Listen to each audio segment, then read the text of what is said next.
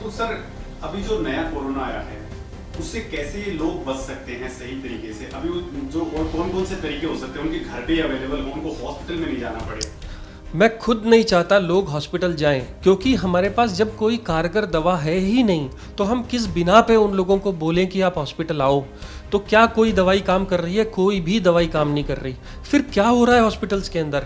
Hospitals के अंदर आपके सिम्टम्स का इलाज हो रहा है। आपको बुखार है तो बुखार की दवाई है, आपको शिवरिंग हो रही है तो शिवरिंग की दवाई है, आपको इन्फेक्शन हो गया तो इन्फेक्शन की दवाई है, आपकी छाती भर गई तो आपको छाती को कम करने की दवाई है, छाती जो खड़खड़ करती है वो कम हो जाएगी, आपकी ऑक्सीजन डाउन हो रही है तो आपको ऑक्सीजन देते हैं कई तरह से, छोटा मास्क है, बड़ा मास्क है, वेंटिलेटर है, बाईपैप है। ये सारे इंस्ट्रूमेंट्स कोरोना का इलाज नहीं करते। कोरोना के नाम पे हमने बहुत सारी दवाइयाँ ट्राई करी, जिसमें से एक रेमडेसिविर भी थी। ये रेमडेसिविर हम लोग बहुत लोगों को दी, देखी, परखी, पर उसमें भी पता चला कि इतनी इफेक्टिव नहीं है कि आपने गोली दे दी और इमीडिएटली कोरोना मर गया और वो सब लोग बच गए। ऐसा नहीं है, ये गलती है। हाँ, कुछ हद तक है। अगर आप मुझसे पूछें कि फिर कोरोना से बचने का तरीका क्या है, कोरोना से बचने का है तरीका हैंड वॉश। सोप यूज़ करिए, हाथ साफ रखिए, क्योंकि हाथ जैसे ही आपने इधर लगाया कोरोना दूसरे आदमी में ट्रांसमिट हो गया। और दूसरा, मास्क लगाइए, क्योंकि ये ट्रांसमिट सिर्फ 1 मीटर की डिस्टेंस पे हो सकता है, इसके बाद में किसी को ट्रांसमिट नहीं कर सकता। जो नया कोरोना वायरस आया है उसके अंदर सिर्फ ट्रांसमिटिंग कैपेबिलिटी है। आपको मालूम है वो कैसे ट्रांसमिट होता है, आप वही को तोड़ दो, उस साइकिल को तोड़ दो। मास्क लगाओ, कवर कर लो और 2 मीटर के डिस्टेंस पे रहो। अगर आप मास्क नहीं लगा सकते, अगर कोई घर कमरे में नहीं है या 1 हाथ के डिस्टेंस से दूर पे आपसे बैठा है, तो आप उसको कोरोना कभी भी नहीं दे सकते। सर, डर रहे हैं लोग, सबसे ज्यादा डर का इतना ज्यादा, क्योंकि 2 लाख केसेस जैसे ही आए हैं, पहले 1.5 लाख से अभी कंटिन्यूस 10 डेज के अंदर 1.5 लाख से ज्यादा आ रहे हैं और आज तो वो 2 लाख पहुंच गया, क्रॉस भी कर जाएगा। डर का माहौल इतना ज्यादा हो गया है, लोग डर रहे हैं और वो थोड़ा सा कुछ होता है हॉस्पिटल की तरफ भागते हैं। और इसमें क्या है सर, एक बड़ा सा वो मतलब उसको मैं माफिया वर्ग भी कहता हूँ, जो इसमें सक्रिय हो गया। जो एक पेशेंट पहुंचता है हॉस्पिटल में और वहां पे उनको इतना बुरी तरह से काटा जाता है, उस पर सर कुछ बताइए आप। सर, कोरोना डर की बीमारी है, इसमें कोई दुरहा नहीं है। बहुत सारे लोग सिर्फ इसलिए मर गए क्योंकि उनको ये सिर्फ बता दिया गया कि आपको कोरोना पॉजिटिव है। अगर आप सिर्फ पेशेंट्स को कोई भी टेस्ट मत करो और उनको घर में रखो और वो 100% लोगों में से सिर्फ 1% लोग मर रहे हैं। जब गवर्नमेंट ने ये आंकड़े जारी किए कि 1 से 2% ही लोग मरते हैं, तो फिर इतनी सारी डेथ्स क्यों? दूसरा, हम अननेसेसरी लोग हॉस्पिटल आके जो दवाइयों लगवा रहे हैं और दवाइयों के साइड इफ़ेक्ट और इतनी हाई फ्लो पे ऑक्सीजन दे रहे हैं, उससे लंग्स डैमेज होते हैं। इसीलिए मेरा आप लोगों से ये कहना है कि हर लोग हॉस्पिटल की तरफ मत भागो। अगर आपको कोरोना हुआ है तो डरो मत, घर के अंदर अपने आप को आइसोलेट करो। आइसोलेशन से कोरोना 99% खुद मर जाता है। आपके बचने के चांसेस 99% है अगर आप एक भी गोली, एक भी ऑक्सीजन, एक भी टेस्ट ना कराओ। फिर टेस्ट कराई क्यों? और सरकार आप क्यों कह रही है टेस्ट कराओ? जिससे कि मास लेवल पे फैल ना जाए। मान लीजिए कि मैं अगर किसी सोशल सर्विस प्रोवाइडर हूँ, या मैं प्लेन में ट्रेवल कर रहा हूँ, या मैं एक ऐसी जगह पे जाके बोलता हूँ जहाँ पे 100 लोग सुनते हैं, तो वहाँ पे मैं उन लोगों को अफेक्ट ना कर दूँ या ट्रेवल के टाइम और देशों में अफेक्ट ना हो जाए, इसलिए टेस्ट कराना ज़रूरी है। आप अगर घर में बैठे हैं, आप यंग हैं, आपको सिर्फ थोड़ा सा बुखार आया तो पूरी की पूरी फैमिली लाइन में लग के टेस्ट कराने को बैठ जाती है, और हो सकता है उनके घर में एक को भी इन्फेक्शन ना हो और लाइन में लगने की वजह से 2 इन्फेक्ट होके आ जाए और सारे के सारे कुटुंब को इन्फेक्ट कर दें। लाइनों में लग के टेस्ट मत कराओ। टेस्ट कराओगे तो आप अपने पैसे दूसरे लोगों को देके आओगे और जो बाद में ये लोग बोलेंगे कि वो नेक्सस है। हम हॉस्पिटल्स में आपकी सेवा के लिए बैठे हैं, हमको सेवा सिर्फ उन्हीं लोगों की करने दो जिनको ज़रूरत है। तो कौन से लोग हॉस्पिटल आए? जिनको सांस फूलती है, ऑक्सीजन की ज़रूरत है, हॉस्पिटल आओ। जिनकी पल्स ऑक्सीमीटर पे सैचुरेशन 90 से कम आ रही है, हॉस्पिटल आओ। जो लोग खाना खाना छोड़ दिए, हॉस्पिटल आओ। जो लोग बुजुर्ग हैं और उनकी सेवा आप खुद नहीं कर सकते, तो उनको लेके आओ। हर आदमी अगर 20-25 साल का भी कूद करके अगर हॉस्पिटल आ जाएगा और हॉस्पिटल वाले एडमिट कर देंगे, तो बाद में मेडिसिन का या फार्मा का नेक्सस बोलना बहुत आसान है। इसीलिए पहले आप हमारी मदद करिए। आप तय करिए कि हॉस्पिटल कौन आएगा और अपना फ़ोन पे कंसल्ट लीजिए, डॉक्टर से पूछिए, अपने फैमिली फिजिशियन से पूछिए कि किनको हॉस्पिटल जाना चाहिए। और मीडिया ने बहुत मदद करी, इतनी सारी इन्फॉर्मेशन कोरोना की सारी दुनिया को दे दी कि आज की दुनिया में मैं एक डॉक्टर नहीं बोलता हूँ, सब लोग आप डॉक्टर हो, क्योंकि कोरोना के एक इन्फॉर्मेशन आती है, एक डेथ होती है कन्याकुमारी में, तो जम्मू कश्मीर में पता लग जाता है कि एक आदमी ऐसे मरा था, ये हुआ था, ऐसे ऐसे हुआ था, और ये गोलियां हैं। क्या किसी और बीमारी के बारे में आपको ऐसा अंदाजा है कि टेटनस के लिए कौन सी दवाई दी जाती है, या पोलियो हो जाए तो क्या क्या दवाइयाँ दी जाती हैं, या हॉस्पिटल में सेप्टिक का क्या क्या इलाज होता है? आज कोरोना का इलाज हर कॉमन आदमी को मालूम है, और यह होना भी चाहिए, क्योंकि जब कोई कारगर दवा है ही नहीं और सिर्फ सिम्टोमेटिक इलाज है, और आप लोगों ने, मीडिया लोगों ने जब सब लोगों तक अच्छी इन्फॉर्मेशन भेजेंगे तभी तो हमारे लोग ठीक होंगे। अच्छा सर, एक जो मार्केट में नेक्सस बहुत बड़ा काम कर रहा है, वो चाहे मास्क से रिलेटेड हो, चाहे सैनिटाइजर से रिलेटेड हो, या जो बाकी चीजें जो कोरोना से रिलेटेड मार्केट में आ गई है, सर उस नेक्सस से कैसे बच सकता है आदमी कि वास्तव में क्या जो मार्केट में जो मास्क बिक रहा है क्या वही पावरफुल है, या फिर हम उसको घर पे भी बना सकते हैं, घर पे भी यूज वाला जो चीजें होती हैं वो कर सकते हैं, या सोप का इस्तेमाल को लेकर के, या जो बाकी चीजें हैं, कौन कौन सी चीजें जो हम इजी वे में हमारे किचन में अवेलेबल हो जाए, हमारे घर पे अवेलेबल हो जाए? सर देखिए, सबसे पहले 2-3 चीज़ें इन्होंने ये सबसे अच्छा सवाल पूछा, क्योंकि यही सवाल नेक्सस को तोड़ता है। सैनिटाइजर सिर्फ हॉस्पिटल यूज़ के लिए बनाया गया था। इसका पर्पस ये है कि जब हम ऑपरेशन करते हैं तो स्किन को डिसइंफेक्ट करते हैं, जिससे कि बैक्टीरिया या और चीज़ें इससे मर जाएं। सैनिटाइजर से वायरस नहीं मरा करते। दूसरा, साबुन से अच्छा सैनिटाइजर दुनिया में आज तक ना बना है, ना बन पाएगा शायद। घर का बना हुआ साबुन और पानी से हाथ धोने से अच्छा सैनिटाइजर दुनिया में नहीं है। तो सैनिटाइजर का नेक्सस ही खत्म हो गया। बची दूसरी बात, मास्क कौन सा अच्छा और कौन सा बुरा, और कौन से वाला N95 कौन सा वाला N95 नहीं। आप मोटा मोटा एक चीज़ समझ लीजिए, कॉमन पॉपुलेशन को कोई भी N95 मास्क की ज़रूरत नहीं है। जो लोग 2 मीटर की डिस्टेंस पे रहते हैं उन लोगों को मास्क की ज़रूरत नहीं है। 5 साल से छोटे बच्चों को मास्क नहीं लगाना, क्योंकि उनको पता नहीं होता, उनकी ऑक्सीजन कम हो जाती है। कपड़ा का मास्क भी काम करता है, सिर्फ एक कंडीशन में N95 मास्क लगाना है। अगर आप एक कोरोना पेशेंट की सेवा कर रहे हो, आपके घर में कोरोना पेशेंट है और आपको उस कमरे में जाना ज़रूरी है, और आप उससे 2 मीटर के पास रहते हो, उसको खाना खिलाना चाहते हो, नर्सेज, डॉक्टर्स, हॉस्पिटल्स, उनको N95 मास्क की ज़रूरत है, वहाँ पे यूज़ करो। और दूसरा, इसको नेक्सस मत बनने दो। 700 रुपये 1400 रुपये के नाम पे मास्क बेचे गए, जो आज 30 रुपये के बिक रहे हैं। क्यों नहीं जाके सवाल पूछते कि उनके ऊपर रेगुलेटरी अथॉरिटीज़ क्यों उसको रिस्ट्रिक्ट नहीं करती कि ये N95 मास्क की अपर लिमिट, इसके ऊपर आप नहीं बेच सकते। अच्छा सर, एक हम जो जनरल आदमी है वो टेस्ट करवाने जाता है, और RT-PCR टेस्ट जो इसका होता है, तो सर वो टेस्ट दुनिया का सबसे बड़ा मजाक साबित हो गया है। और अभी जो साइंटिस्ट है वो खुद कह रहे हैं कि बहुत सारे जो मरीज आ रहे हैं वो RT-PCR टेस्ट में नेगेटिव हैं, लेकिन वो एक अलग ही टाइप का कोरोना की वजह से उनमें पता ही नहीं चल रहा, डिटेक्ट नहीं हो रहा। तो सर आपको लगता है कि ये वास्तव में मजाक ज्यादा हो रहा है? ये क्यों हो रहा है मजाक? क्या वास्तव में इसमें साइंटिफिक गलती है, या फिर जनरली ये यहाँ भी कोई नेक्सस काम कर रहा है? सर RT-PCR जो एक ज़माने में एग्जिस्ट भी नहीं करता था, 1 साल पहले आया। इन लोगों ने इतना पैसा बनाया टेस्टों के नाम पे, जिसका कोई हद भी नहीं है। किसको टेस्ट कराना है?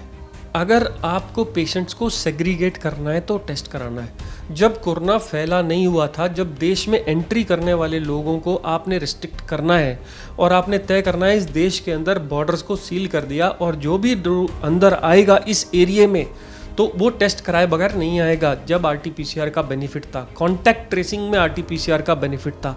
अब आजकल कोई भी का गला खराब होता है, वो चला जाता है टेस्ट कराने को। एक तो ये ओवर यूज़ ऑफ टेस्ट जो कॉमन लोगों के लिए अलाउ कर दिया गया। कुछ टाइम पहले गवर्नमेंट ने कहा था जब तक डॉक्टर लिख करके स्टैंप लगा के नहीं देगा और बताएगा नहीं कि क्यों करा रहा है, जब तक टेस्ट नहीं होगा। आज ओपन कर दिया है और हर लैब के अंदर ये टेस्ट अवेलेबल है। सब लोग इससे पैसा कमा रहे हैं और लोग डर के मारे खर्चा कर रहे हैं। बंद करिए RT-PCR कराना जब तक आपका डॉक्टर खुद नहीं कहता कि इसकी ज़रूरत है और आपको सेग्रीगेट करना है। एक फैमिली में किसी को कुछ नहीं था, चलो जाएंगे टेस्ट कराने, टेस्ट कराया, 12 में से 10 पॉजिटिव निकले और 2 नेगेटिव निकले। सब रो रहे हैं। जो नेगेटिव है वो ये बोल कर रो रहा है कि मैं कैसे बचूं, जो पॉजिटिव बोल रहा है कि मैं क्या करूं। और प्रॉब्लम कहाँ शुरू हुई? जहां आपने टेस्ट कराया। अननेसेसरी टेस्ट कराना बंद कर दो। हाँ, जो कोरोना का जो नया वाला वायरस म्यूटेट हुआ वो कई बार RT-PCR टेस्ट में नहीं आता। 10 में 8 लोग पॉजिटिव आते हैं, 2 गलत रिपोर्ट्स पहले आया करती थी, अब बोल रहे हैं कि 2 की जगह 3 आएंगी। तो अगर आपने टेस्ट कराया और नेगेटिव आया तो 30% चांस है कि वो पॉजिटिव है और टेस्ट ने पकड़ा नहीं। इसलिए टेस्ट की महत्वता समझिए कि टेस्ट कब यूज़ करना है।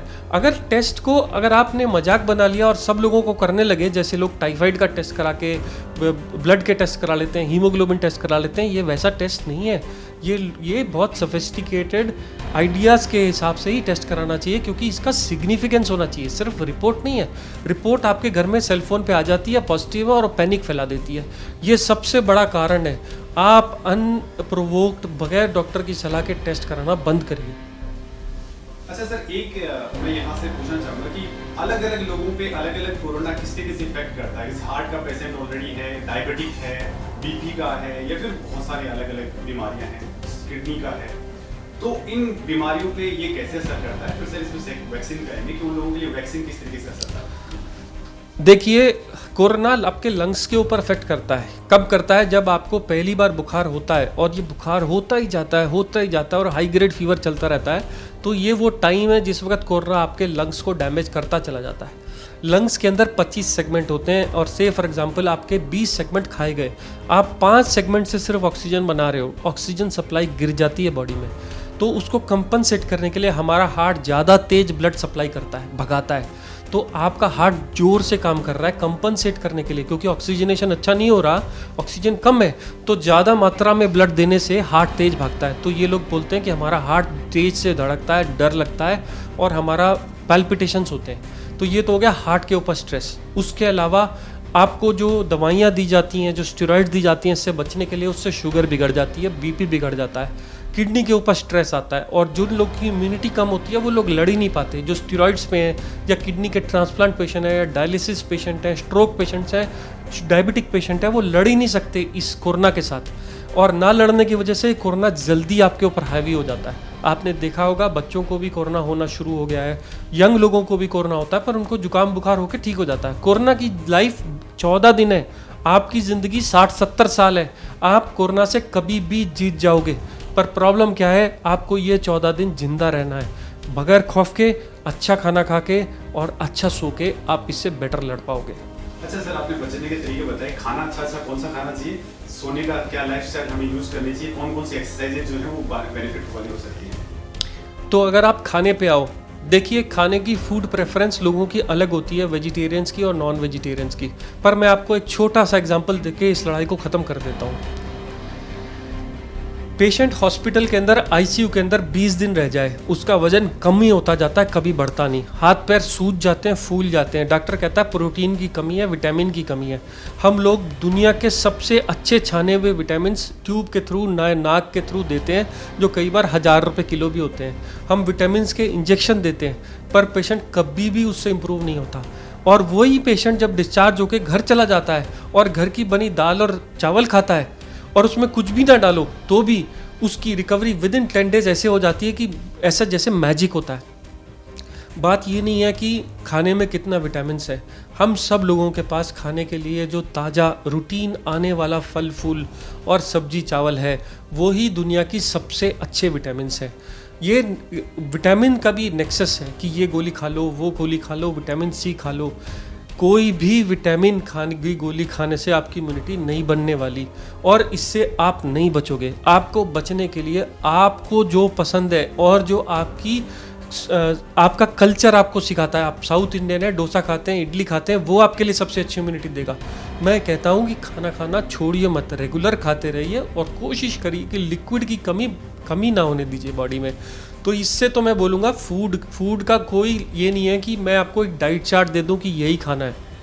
ताज़े फल, ताज़े फ्रूट्स, आपके सब्जियाँ, हरी पत्ते की सब्जियाँ, और अगर आप जो कल्चरल जो फूड बनता है, जो इस वक्त मार्केट में ताज़ा सब्जी मंडी में अवेलेबल है, वही आपके लिए बेस्ट है।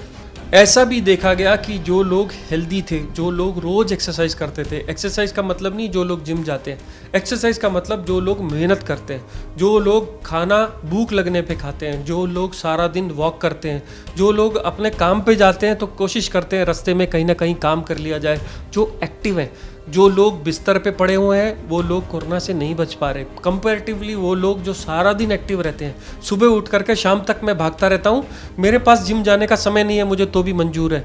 हर वो आदमी जो एक्टिव है अपने दोनों पैरों पे खड़ा है। इसलिए सारे बुजुर्गों को ये चाहिए कि खाना खाने के बाद आधा घंटा रेस्ट करने के बाद कुछ देर वॉक करें। जो एक्टिवली काम कर रहे हैं, खुद उठ के बाथरूम तक जा रहे हैं, वापस आ रहे हैं, वो लोगों को कोरोना हाथ भी नहीं लगा सकता। अच्छा, दूसरा सर वैक्सीन पे आते हैं। वैक्सीन को लेकर के डर है, और जो बीमारियां जिनको ऑलरेडी हैं वो तो सबसे ज़्यादा डरे हुए हैं कि मैं पता नहीं कब निकल जाऊँ, जैसे वैक्सीन जाएगी मैं निकल सकता हूँ। तो सर वो वैक्सीन को लेकर के जो किडनी पेशेंट है, हार्ट पेशेंट है, या फिर बाकी डायबिटिक वगैरह हैं, उनको लेकर के सर वैक्सीन को लेकर आप क्या कहेंगे कि वास्तव में क्या है, क्या चीज़ें चल रही हैं? साहब, सरकार के पास एक टाइम में 100 करोड़ लोगों को देने के लिए ना वैक्सीन बन सकती है और इतनी जल्दी वैक्सीन अवेलेबल भी नहीं हो सकती। शुक्र है उन सब लोगों का, उन सब साइंटिस्ट का जिन्होंने इतनी सारी वैक्सीन डोज भी बनाने की हिम्मत करी और वो बनाते जा रहे हैं। आप समझिए वैक्सीन देनी किसको है? वैक्सीन देनी है हाई रिस्क। अगर मैं आपको बोलूं कि मेरे पास आदमी 3 है और वैक्सीन 1 है तो किसको दोगे? तो आप कहोगे जिसको सबसे ज़्यादा चांस है कोरोना होने का उसको दूंगा। तो फर्स्ट फेज़ में किसको दी गई? फ्रंट लाइन वॉरियर्स को दी गई, जो डॉक्टर्स थे, नर्सेस थी, क्लीनिंग स्टाफ था, पुलिस वाले थे, जो रास्ते में आपको जो आपकी आर्मी थी उनको दी गई। इसके अलावा किसी को नहीं दी गई, चाहे वो बुजुर्ग हो चाहे छोटे हों। जब दूसरा इंजेक्शन आया तो उन्होंने कहा किसको देंगे? हम देंगे 60 से ऊपर वाले बुजुर्ग। क्यों? क्योंकि उनको कोरोना हुआ तो बच नहीं सकते। किडनी वाले पेशेंट्स जिनको डायलिसिस चल रहा है उनको देंगे। ब्रेन के स्ट्रोक के पेशेंट्स, हार्ट अटैक वाले पेशेंट्स, स्टंट वाले पेशेंट, बाईपास वाले पेशेंट्स, इन्फेक्शन वाले पेशेंट, जो लोग कमज़ोर हैं उन वो वाले पेशेंट्स, या 45 से ऊपर वाले जिनको स्टेरॉइड्स चल रहे हैं। हर वो आदमी जो 45 से ऊपर की उम्र का है और उसको कोरोना होने से खतरा है, वो नहीं बच पाएगा, उसी को वैक्सीन दे रहे हैं हम सेकेंड फेज़ में। अब तीसरे फेज़ में कौन लोग आएंगे? बाकी सारे लोग। हमारी जवान पॉपुलेशन जिसको आज कोरोना होने से खतरा कम है उसको हम आज भी नहीं दे रहे। क्यों? क्योंकि वैक्सीन शॉर्टेज है। जल्दी ही जब और वैक्सीन की सप्लाई आ जाएगी तो सारी की सारी पॉपुलेशन को वैक्सीन दी जाएगी। सिर्फ आज की तारीख में डॉक्टर्स और 45 से ऊपर वालों को वैक्सीन दी जा रही है। एक बड़ा गलत वर्ड यूज़ किया गया, वैक्सीन के साइड इफ़ेक्ट्स क्या हैं? साहब, लोग कहते हैं कि वैक्सीन का साइड इफ़ेक्ट है बुखार और हरारत। गलत बोलते हैं। वैक्सीन का ये साइड इफ़ेक्ट नहीं, ये वैक्सीन का इफेक्ट है।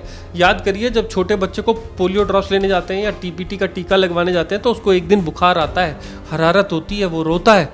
क्यों? क्योंकि वैक्सीन एक मरा हुआ वायरस है जो आपकी बॉडी में डाला जाता है और आपकी बॉडी उस मरे हुए वायरस से लड़ती है। और अगर कोई भी फीवर नहीं आ रहा, इसका मतलब वैक्सीन है ही नहीं, वो बेकार हो गई वैक्सीन, या आपके अंदर काम ही नहीं करी। अगर आपको फीवर आ रहा है तो वो साइड इफ़ेक्ट नहीं है, वो इफेक्ट है वैक्सीन का।